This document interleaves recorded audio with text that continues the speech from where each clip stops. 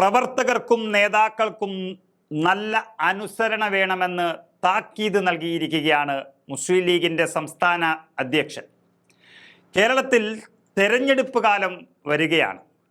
അത്തരത്തിലുള്ള ഒരു സാഹചര്യത്തിൽ എല്ലാ വിഭാഗീയതയും പരിഹരിക്കാനുള്ള നീക്കമാണ് എല്ലാ പാർട്ടികളും മുന്നണികളും നടത്തിവരുന്നത്.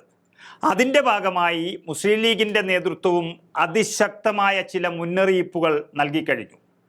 സമസ്തയിലെ പ്രശ്നമാണ് ഇപ്പോൾ മുസ്ലിം ലീഗിനെ ഏറെ അലട്ടുന്നത്. സമസ്തയിലെ ആ വിഭാഗീയതയിലാണിപ്പോൾ വ്യക്തമായ താക്കീത് മുസ്ലിം ലീഗ് സംസ്ഥാന അധ്യക്ഷൻ സാദിഖ് അലി ശിഹാബ് തങ്ങൾ നൽകിയിരിക്കുന്നത്. നമുക്കറിയാം, മതത്തിൻ്റെ ഒരു ചട്ടക്കൂടിൽ നിൽക്കുന്ന ഒരു പാർട്ടി ആയതുകൊണ്ട് തന്നെ അക്കാര്യത്തിലും തീരുമാനമെടുക്കുമ്പോൾ വലിയ ശ്രദ്ധ നൽകേണ്ടതാണ്. വഫിയ വിഷയത്തിൽ തീരുമാനമെടുക്കാൻ ഇവിടെ ഉത്തരവാദപ്പെട്ട സമിതിയുണ്ടെന്നാണ് സാദിഖ് അലി തങ്ങൾ വ്യക്തമാക്കിയത്.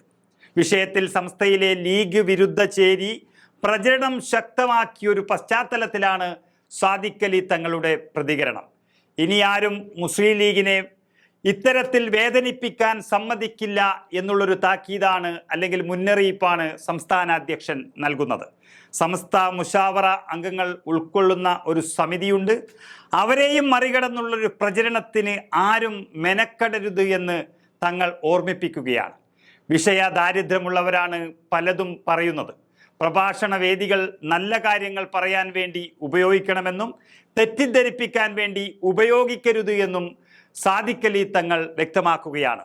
അതുകൊണ്ട് പ്രവർത്തകർക്കും നേതാക്കൾക്കും അനുസരണ വേണമെന്നുള്ള വ്യക്തമായ മുന്നറിയിപ്പാണ് അദ്ദേഹം നൽകിയിരിക്കുന്നത്. സമസ്തയിലെ ലീഗ് വിരുദ്ധ ചേരിയുടെ പ്രചരണത്തിന് ഇതോടുകൂടി ഒരു മുന്നറിയിപ്പായി മാറിയിരിക്കുകയാണ്.